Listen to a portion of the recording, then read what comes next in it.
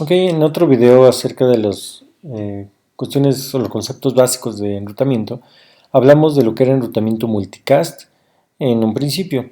En este video voy a hablar un poco más acerca de las diferentes técnicas relacionadas al multicast IP. Hasta ahora hemos supuesto que todos los paquetes van a un destino sencillo o que son unicast. Existen algunas aplicaciones donde queremos nosotros que los paquetes sean duplicados por un número hacia un número de host, número diferente de host o un conjunto de host. Por ejemplo, A puede mandar justamente paquetes a B, C, X y E sin mandarle nada a D. ¿Sí? Por ejemplo, podemos transmitir televisión, ¿sí? Donde B, C, X y E están mirando la misma estación de televisión o el mismo estación de radio. Esto puede ser una conferencia de video entre ciertos números de participantes o puede ser actualizaciones automáticas a un gran número de hosts o así sucesivamente. Así que mientras esto puede ser mandar fácilmente paquetes uno a la vez para cada destino como se ha mostrado, es natural preguntarse si la red puede replicar algunos de los paquetes por nosotros. Así que si la red puede duplicar algunos paquetes, R1 aquí, y entonces puede mandar de manera más eficiente, replica el paquete que le manda, por ejemplo, A, y se lo replica a R3, se lo replica a R2, aquí R2 replica para R4 y R5, y R4 le llega a C, y R5 a R8, y R8 a X. ¿Sí? Y hay varias técnicas para utilizarlo esto. Ok, vamos a empezar con unas técnicas generales y principios generales y conforme vayamos avanzando nos vamos a mover hacia la práctica. Esto es lo que se hace en internet y bueno, ya hemos visto algunos de estos enfoques que utilizan que son verdaderamente simples. Por ejemplo, la inundación. La inundación justamente hemos dicho que es como sigue.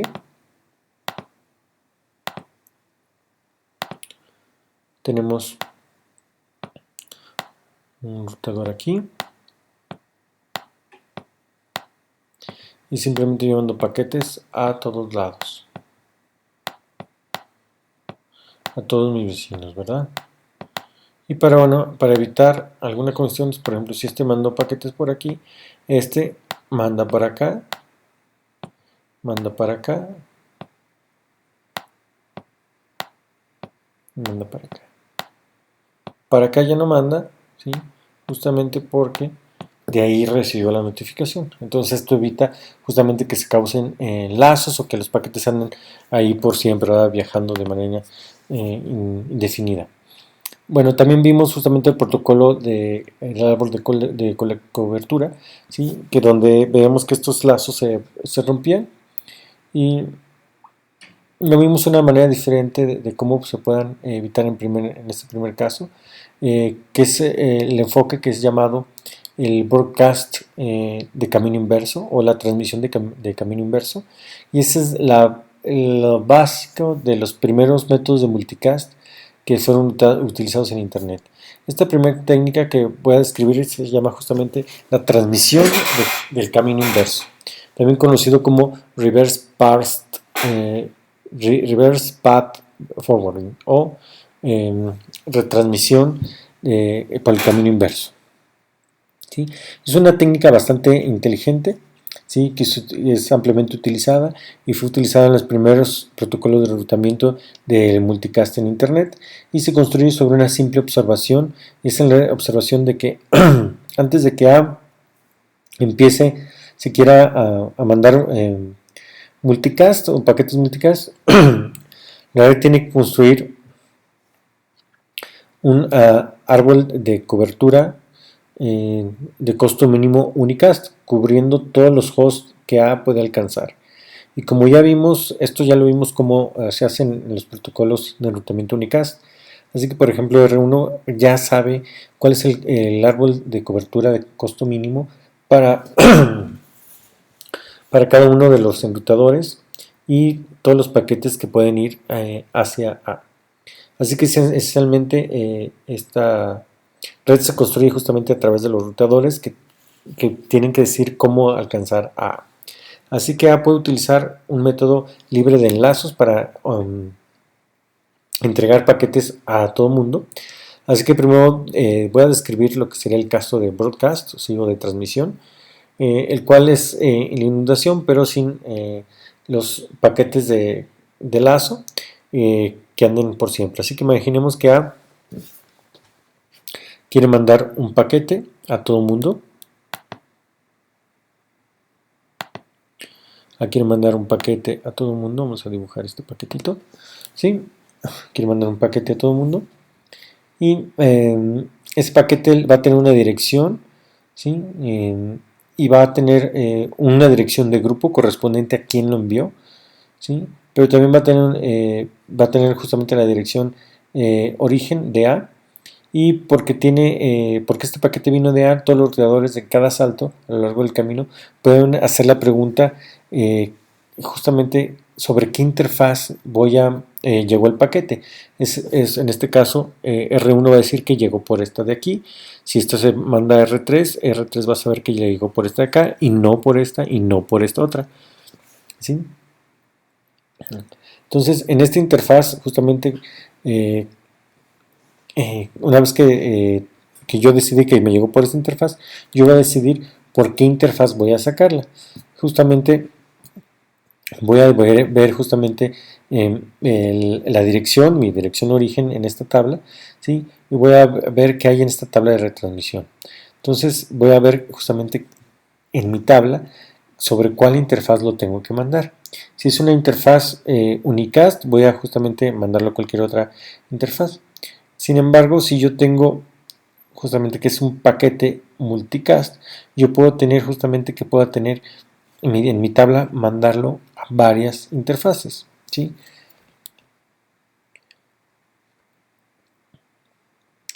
Entonces justamente para que este paquete alcance a R2 va a venir justamente por esta otra interfaz. Voy a dibujarla aquí, ¿sí? Y justamente estamos dibujando justamente este camino de vuelta hacia A, ¿verdad?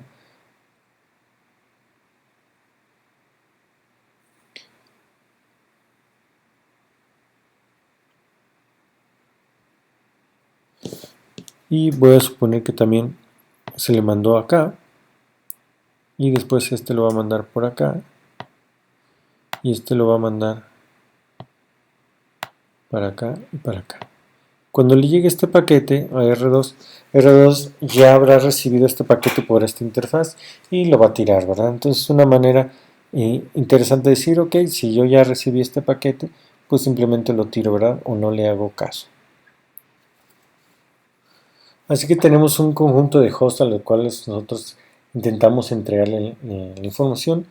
Es una simple extensión de esto, es algo llamado el recortamiento o el pruning, que solamente se refiere a la transmisión de camino inverso más pruning, ¿sí? RPB plus pruning, ¿sí? O más pruning, ¿sí? En el cual estos ruteadores no tienen que conectarse a ningún host interesado en recibir los paquetes, como en nuestro caso. D no es parte del grupo de multicast, así que R6 va a mandar el llamado mensaje de prune, ¿sí? O recortamiento, ¿sí? Y dirá que justamente los hosts terminales no están interesados en recibir esto.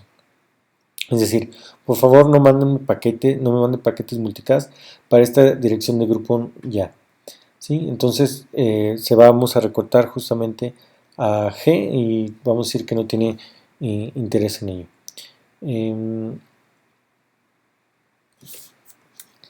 Bien, en resumen, la transmisión o el broadcast de camino inverso más el pruning o el recortamiento o los paquetes de este tipo son entregados libres en un camino libre de enlaces para cada host terminal. Routadores con hosts no interesados mandarán mensajes de prune, ¿sí? O de recortamiento hacia la fuente y por supuesto utilizarán una dirección unicast hacia la fuente para mandarle el mensaje de prune o de recortamiento. Esto sigue que justamente sigue el camino del árbol justamente hacia su raíz o hacia el origen, y el árbol resultante es un árbol de cobertura de costo mínimo del origen al conjunto de hosts interesados. Es una manera eficiente, y un árbol eficiente terminará justamente con algún método un poquito ineficiente, porque bueno, todos empieza comunicándose con todos los enrutadores, ¿verdad? Pero ya cada uno de ellos va diciendo que no le interesa, ¿verdad? Entonces eh, es un punto medio. Una pregunta que puede salir es ¿qué pasa si nosotros construimos un árbol o construimos varios árboles? Por ejemplo, yo mostré que A quiere enviar a los destinos B, C, X y E, pero si es una conferencia, una videoconferencia, y después de que ha hablado y mandado paquetes a todos los demás, ahora es el turno de B. Entonces, ¿qué pasa con este árbol multicast? ¿Qué pasa con los paquetes que de B hacia dónde tienen que seguir? ¿Sí? Entonces, otra vez empezamos desde B hacia A, y podemos mandar el paquete de B hacia A y seguir el mismo camino, ¿sí? De B a C o hacia X, pero bueno, ¿cuál sería el camino más correcto? ¿Sí? Entonces vamos a ver que, bueno, el árbol que se construye es específico a una fuente.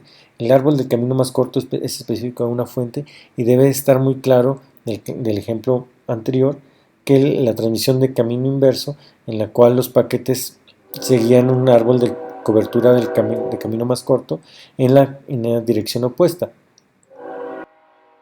Así que idealmente construiremos un árbol separado para cada emisor, o un árbol específico a una fuente, para que todos los paquetes sigan un árbol de cobertura de costo mínimo hacia los hosts terminales.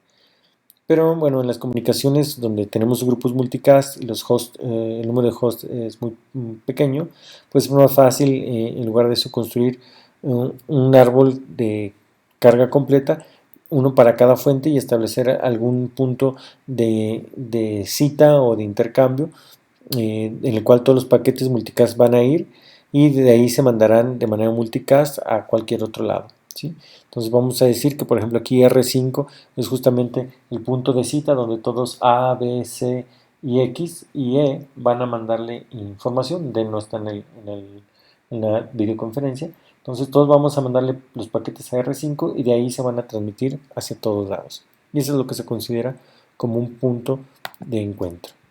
Entonces yo he platicado un poquito acerca de las técnicas y principios. Ahora voy a hablar un poco de cómo es esto en la práctica, y cómo se utiliza en Internet. Ok, tenemos una cosa que no hemos mencionado hasta ahora, es acerca de las direcciones. Existen direcciones de clase 4 o de IP versión 4, que son diferentes a las direcciones de Unicast. Existen un conjunto de clase D que son 16 bits, en la cual tenemos 2 a la 16 diferentes direcciones multicast, y ellas no corresponden a una ubicación local o en la topología como las direcciones unicast lo hacen, sino que se refieren a un grupo. Así que cada receptor de paquetes dentro de un grupo va a recibir paquetes con el mismo dirección multicast. Esto es un poco como una indirección. Un enrutador va a ver la etiqueta, y de hecho los enrutadores típicamente mantienen una entrada en su tabla para cada tupla, es decir, dirección multicast, par, origen, destino, para lo cual ellos pueden enrutar paquetes en un árbol específico para la fuente. Y pueden necesitar una manera para que los hosts indiquen sus intereses de unirse a un grupo. Una de las cosas interesantes acerca de multicast es que generalmente el origen o la fuente no necesita saber a quién van a ser entregados los paquetes. En la red, este árbol es el que se encarga de averiguar hacia dónde van, así que cada hoja en el árbol, cada host necesita indicar el interés de recibir los paquetes, y eso lo hace a través, empleando un protocolo IGMP, o el protocolo de administración de grupos de Internet, que está en el RFC 3376. Así que en este protocolo que corre entre los hosts, entre host terminales y un routador en el cual están directamente conectados, los hosts periódicamente preguntan o piden recibir paquetes que pertenecen a cierto grupo multicast. De hecho, los ruteadores están probando continuamente o van a mandar peticiones a todos los hosts conectados a ellos diciendo qué grupos multicast, preguntando qué grupos multicast están interesados. Y entonces los hosts van a responder diciendo qué grupos quieren recibir, de qué grupos quieren recibir información. Y si ellos no reciben ninguna respuesta después de un tiempo, entonces la membresía vence. Y en otras palabras, dice, yo no, ya no te voy a entregar paquetes que pertenecen a este grupo multicast si ninguno está interesado. Es un ejemplo de lo que se conoce como un estado suave. El estado es solamente mantenido y exclusivamente removido, ¿sí? Justo en tiempo o justo cuando se vence y ninguno quiere renovar el interés en recibirlo. Es decir, si nadie quiere recibirlo, simplemente desaparece ese grupo. Ok, platicamos también un poquito acerca del multicast en Internet. ¿Sí? Hay un protocolo, el primer protocolo de enruteo multicast fue llamado DBMRP o el protocolo de enrutamiento multicast vector distancia. Fue introducido en los 1980 y básicamente el Broadcast Reverse Path Please Prune, que ya hablamos de ello, ¿sí? Y estaba basado en la observación de que el vector distancia que se nombró al inicio está basado en la observación de que el protocolo de enrutamiento unicast ya tiene construido estos árboles por nosotros, así que solamente los vamos a utilizar en la dirección inversa. Existió también un protocolo alternativo llamado protocolo independiente de multicast, ¿sí? o multicast independiente del protocolo. Y en este se reconocían dos diferentes modos de multicast, uno llamado modo denso, en el cual todos los ruteadores o de un gran número de ruteadores esperaba que se involucraran en un multicast, en el cual en este caso RPB plus prune es funciona bien porque la mayoría de los ruteadores están envueltos y muy pocos de ellos se necesitan recortar. Así que bueno, podemos utilizar algo muy similar a lo descrito anteriormente.